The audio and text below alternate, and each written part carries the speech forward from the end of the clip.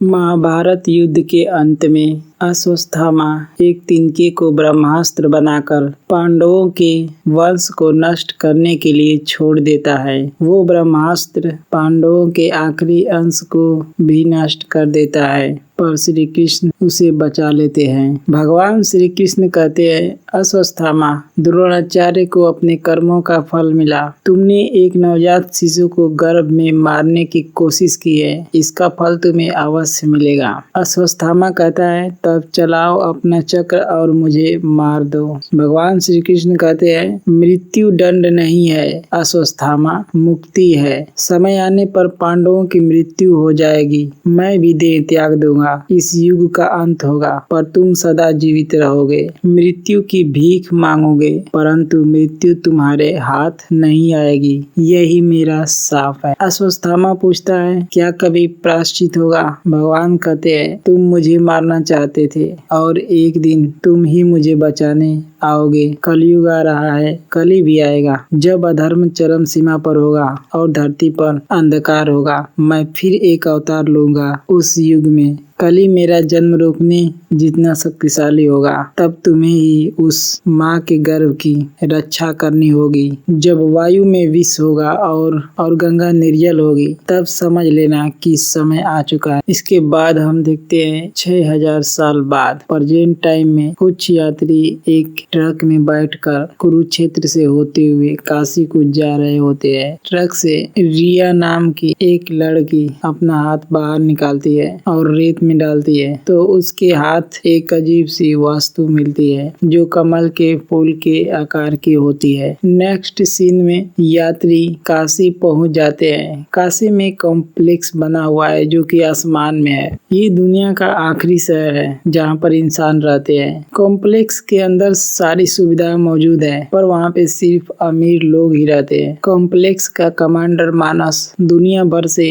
हर एक लड़की को अपने लैब में उठा कर ले जाता है जो माँ बन सकती है। इन यात्रियों में भी एक छोटी बच्ची होती है जो पॉजिटिव होती है, उसे भी कॉम्प्लेक्स में वो लोग ले जाते हैं। रिया किसी तरह वहाँ से भाग जाती है। उसके पीछे कॉम्प्लेक्स के सैनिक लग गए होते हैं। उसे वही बूढ़ा आदमी बचा लेता है जो उसे ट्रक में मिला था। वो उसे अपने लोगों के पास ले जाता है जो रिबल्स कहलाते हैं। वो संबाला से होते हैं। संबाला भी एक ऐसी जगह है जहाँ पे इंसान रहते हैं। रिबल कॉम्प्लेक्स के खिलाफ लड़ रहे होते हैं। इनके पास एक लड़की होती है जो माँ बनने वाली होती है। बूढ़ा आदमी उसके पास एक मणि लेकर जाता है, पर वो मणि नहीं चमकती। वो कहता है, अभी भगवान के आने का वक्त नहीं हुआ है। इनका मानना है कि भगवान जब जन्म लेंगे तब ये मणि उनके पास जाएगी तो चमक उठेगी। वहाँ कॉम्प्लेक्स के सैनिक आ जाते हैं और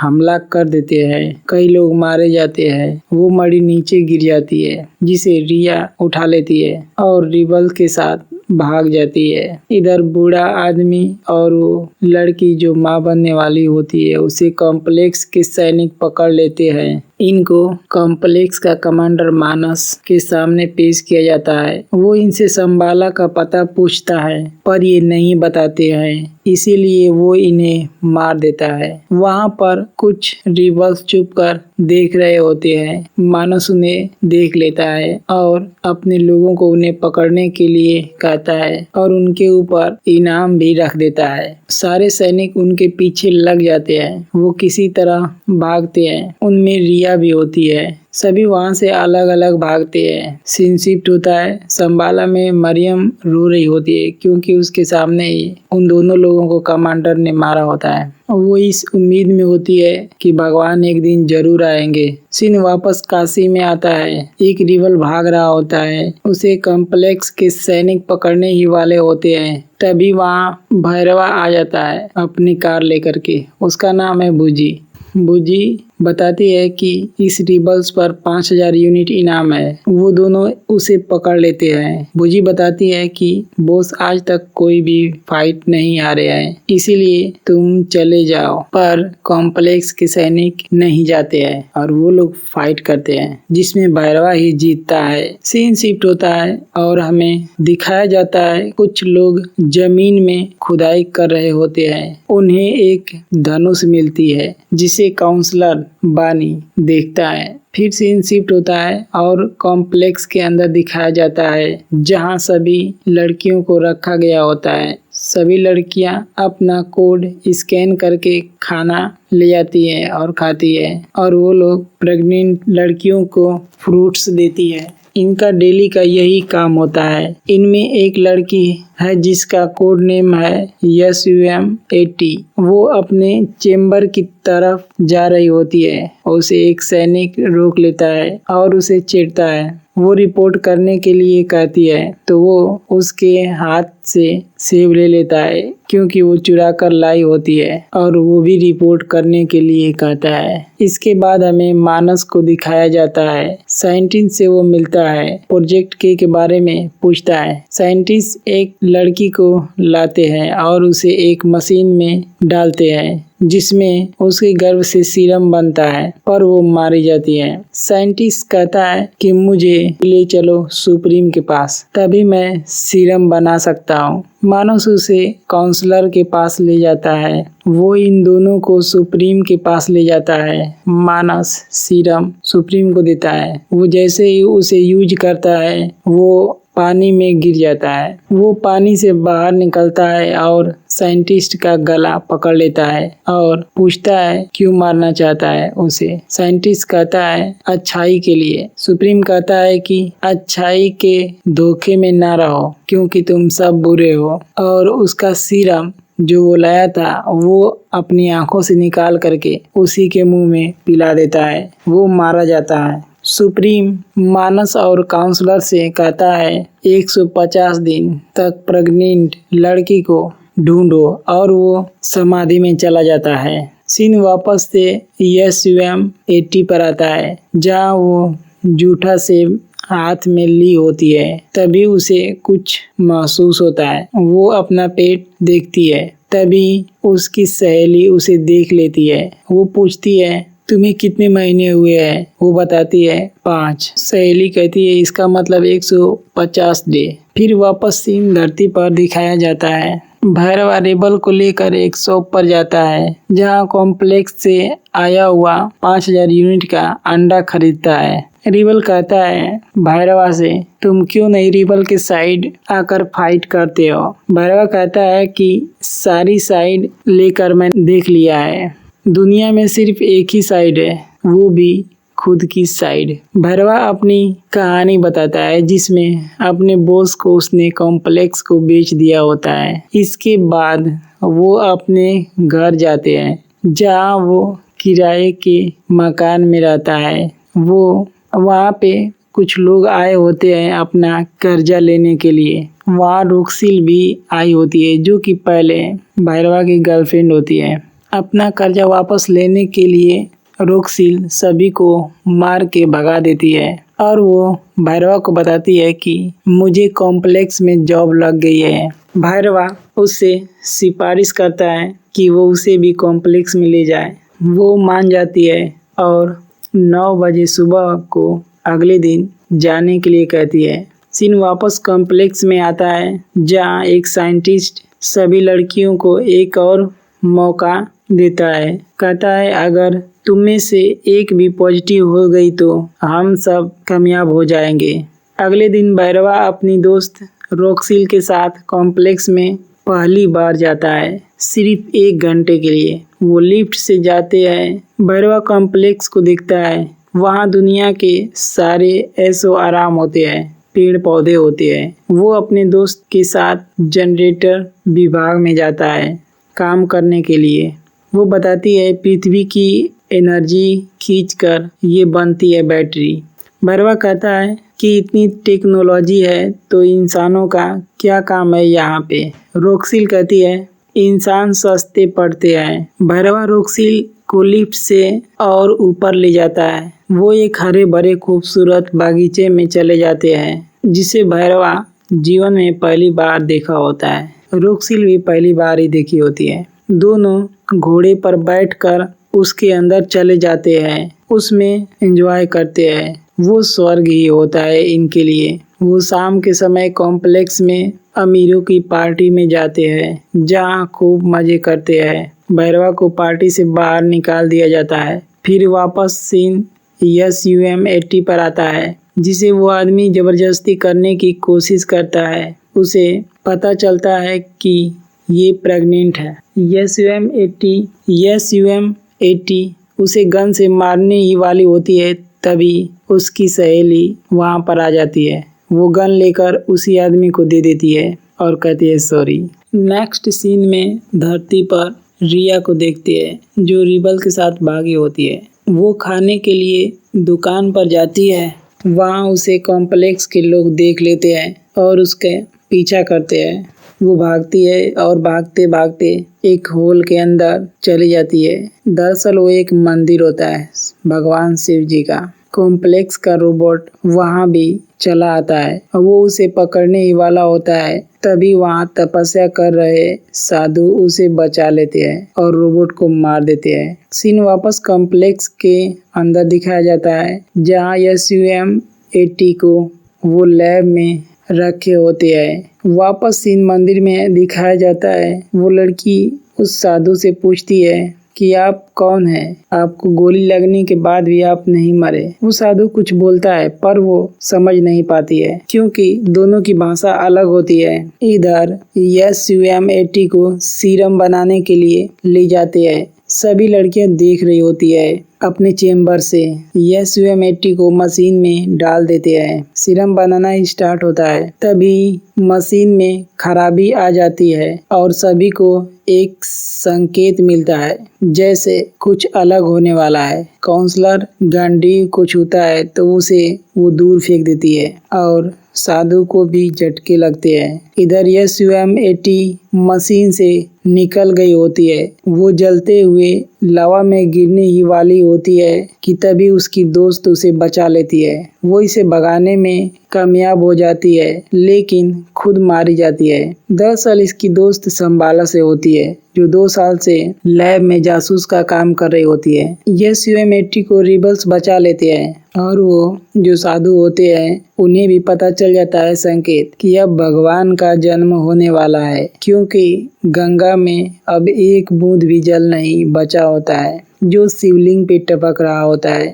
वो मणि जो रिया ली होती है वो भी चमक उठती है। वो साधु उसे ले लेता है और अपने माथे पर लगा लेता है जिससे उसका घाव अपने आप भर जाता है। वो बताता है कि वो अस्वस्थामा है। अब उसकी बात रिया को समझ भी आती है। भैरवा को भी संकेत मिलता है और वो एक बड़े से पहिए को एक ही हाथ से रोक देता है। इसके बाद इंटरवल आ जाता है। कमांडर मानस अपने सैनिकों को SUM-80 को ढूंढने के लिए भेज देता है। तभी उसे एक आदमी आकर बताता है कि काउंसलर उससे मिलना चाहते हैं। मानस काउंसलर बानी से मिलता है। काउंसलर पूछता है इस दौरान कुछ भी अजीब हुआ है क्या, पर मानस उससे धनुष के बारे में पूछता है। वो कहता है इसे स्वयं ब्रह्मा ने बनाया है, जो इसे चला सकता है वो भगवान को भी हरा सकता है। मानस उसे छूने ही वाला होता है, तभी वो उसे रोक लेता है और लोहे के बने हाथ से उसे उठाता है और वो हाथ पिघल जाता है। वो बताता है कल रात से ही इसे कोई भी छू नहीं पा रहा है, कुछ अजीब हो रहा है। रिबल्स SUM-80 को लेकर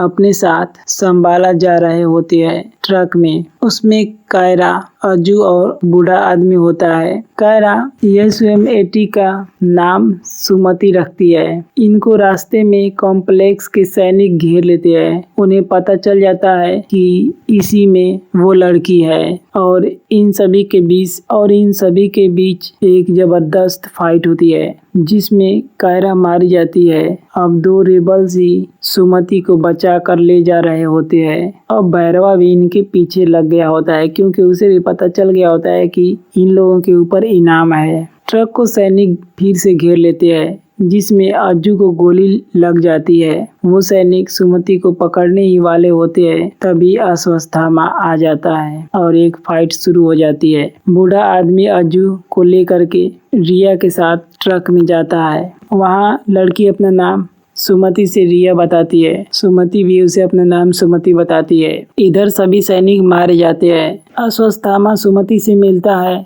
और माँ कहकर पुकारता है। दोबारा से सैनिक हमला कर देते हैं। भैरवा भी वहाँ पे आ जाता है और वो भी सैनिकों से लड़ने लगता है। वो सुमति को बचाता है। इसके बाद फाइनली भैरवा और अश्वत्थामा में लड़ाई होने लगती है। इधर कॉम्प्लेक्स में बानी को पता लग गया होता है सुमति के बारे में। वो मानस से पूछता है उस लड़की से बना सीरम कहाँ है। मानस कहता है सिर्फ एक बूंद मिला है, ये सुप्रीम को मत बताना। ऑलमोस्ट हमने उस लड़की को पकड़ ही लिया था, लेकिन बूढ़ा आकर उसे बचा लिया। उसे कितनी गोली लगी पर उसे कुछ भी नहीं हुआ। बानी पूछता है क्या उसके माथे पर मड़ी थी। मानस कहता है कि हाँ। बानी कहता है वो अश्वत्थामा है, वो इस युग का नहीं है। पुरानों की बात सच हो रही है। 6000 साल में ये नक्षत्र एक बार ही आता है। हमें ये जन्म रोकना होगा। अगर ये जन्म रुक गया तो फिर 6000 साल बाद ये नक्षत्र आएगा। हमें किसी तरह इस जन्म को रोकना होगा, वरना सुप्रीम को खतरा है। सीन वापस से रेबल्स पे आता है, जो अश्वत्थामा और सुमति को लेकर संबाला आते हैं। वहाँ इनके आने के बाद पहली बार बारिश होती है। सभी संबाला के लोग स्वागत करते हैं। नेक्स्ट सीन में भैरवा को दिखाया जाता है, जिसे कॉम्प्लेक्स से ब्लैक लिस्ट कर देते हैं और उसकी यूनिट भी सीज कर देते हैं। भैरवा वापस घर आता है और रिबल को बता देता है कि वो हार गया और उसे छोड़ भी देता है और इमोशनली बातें करता है। ना ही कोई मेरा है और ना किसी को मेरी जरूरत है। रिबल कहता है कि संभाला चलो मेरे साथ, वहाँ आप जैसे की जरूरत है। कहानी फ्लैश बैक में दिखाया जाता है। भैरवा मानस से डील करके आया होता है उस लड़की का पता लगाने के लिए। अगर वो मिल जाएगी तो उसे कॉम्प्लेक्स में जाने दिया जाएगा। हम देखते हैं भुजी को भैरवा अपग्रेड करता है और एडवांस बनाता है। सीन संबाला में शिफ्ट होता है, जहाँ सभी रात का उत्सव मना रहे होते हैं। सुमति विजन में देखती है कि वहाँ कुछ अनहोनी होने वाला है। उत्सव खत्म होने के बाद सुमति आराम करने चली जाती है। तब रिया अश्वत्थामा से कहती है अब तो ये लाठी छोड़ दो, संबाला से एक नया वेपन ले लेंगे। तब वो बताते हैं ये कोई साधारण लकड़ी नहीं है, ये एक युद्ध अस्त्र है, मित्र कर्ण का, अर्जुन के गांडी से भी ज्यादा शक्तिशाली। रिया कहती है तो फिर इसे क्यों नहीं यूज करते हो। वो कहते हैं ये उनसे जुड़ा हुआ था, जब वो नहीं रहे तो इसकी शक्ति भी नहीं रही। अब तो ये बस बूढ़े की लाठी है। इधर भैरवा संबाला पहुंच जाता है रिबल्स के साथ। वो रिबल को धोखा देता है और उसे बेहोश करके सुमति को लेने चला जाता है।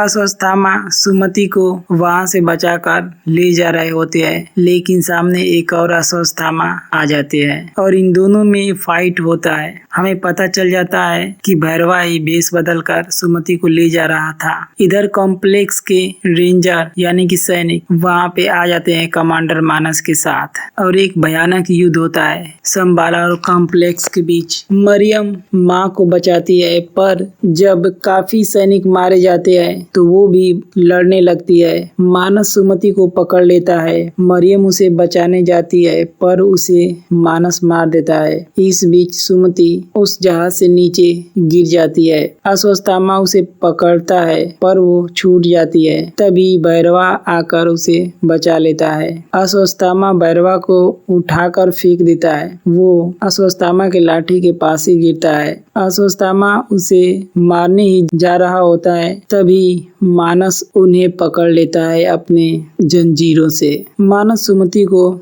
घसीटते हुए अपने शिप में ले जाता है। तभी पेड़ से एक पत्ता टूटता है और हवा चलती है और वो पत्ता लाठी पर जा गिरता है, जिसके भार से लाठी भैरवा के हाथ में चली आती है और वो पावरफुल हो जाता है। उसे सब कुछ याद आ जाता है, क्योंकि वही कर्ण है। जिसकी वजह से वो अस्त्र एक्टिव हो गया होता है। वो माँ को बचाता है और मानस को खत्म कर देता है, पर वो सब भूल जाता है क्योंकि अस्त्र उसके हाथ से नीचे गिर जाता है। इसीलिए वो माँ को लेकर वहाँ से निकल जाता है। एक मिड क्रेडिट सीन में दिखाया जाता है बानी सुप्रीम को वो एक बूंद सीरम ले जाकर देता है। वो सीरम यूज करते ही सुप्रीम पावरफुल हो जाता है। उसके अंदर से सारी केबल्स निकल जाती है और वो गांडीव को भी उठा लेता है और ये मूवी यहीं पर समाप्त हो जाती है। तो आप सभी को ये कहानी कैसी लगी कमेंट करके बताइएगा।